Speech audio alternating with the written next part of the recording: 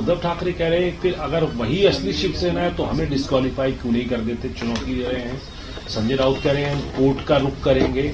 और वहीं एकनाथ शिंदे अब कह रहे हैं कि उद्धव ठाकरे कोई राजनीति का काम नहीं कर रहे थे, कुछ काम ठीक से नहीं कर रहे थे, इसीलिए हम अलग। देखिए, इस प्रकरण में मैं समझता हूं कि जो अब तक सुप्रीम कोर्ट का प्रतिपादित सिद्धांत है, फैसले हैं, तमाम हाईकोर्ट के फैसले हैं, उनकी भावनाओं के अनुरूप नहीं है। दल बदल अधिनियम के भी अनुरूप नहीं है।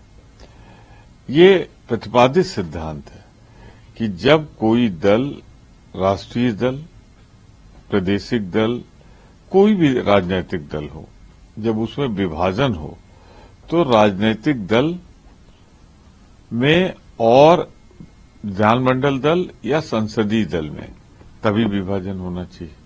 यहां तो शिंदे साहब कुछ लोगों को लेकर चले गए, फिर धीरे धीरे संख्या बढ़ाते रहे और उसके बाद आके भाजपा के सहयोग से सरकार बना ली। तो राजनीतिक रूप से विभाजन तो समानांतर नहीं हुआ है।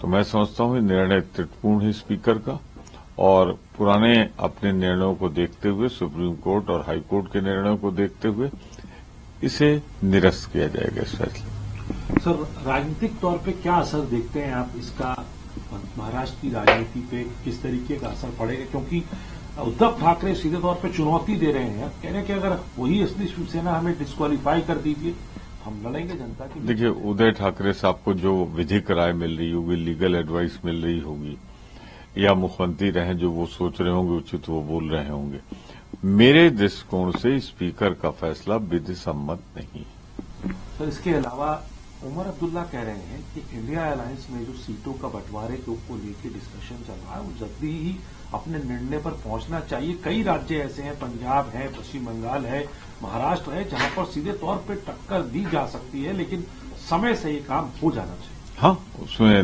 निरंतर प्रयास जारी है। जो उमर अब्दुल्ला साहब ने कहा है, उनकी भावनाओं के अनुरूप काम हो रहा है। और रोज ही किसी न किसी राज्य से वार्ता हो रही है, राज्य के स्तर पर वार्ता हो रही है, हर जगह वार्ता हो रही है, और हमें पूरी उम्मीद है कि ठीक समय पर ठीक फैसला हम लोग लेने में सक्षम हों।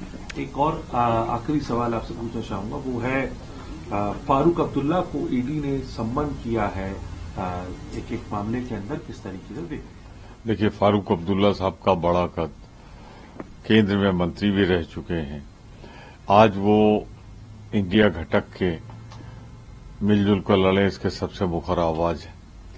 कश्मीर के लिए वो, उनके पिताजी ने, दोनों ने एक मजबूत कदम उठाए थे, राजनीतिक रूप से कहा हम भारत के संविधान को मानते हैं और भारत के साथ रहेंगे।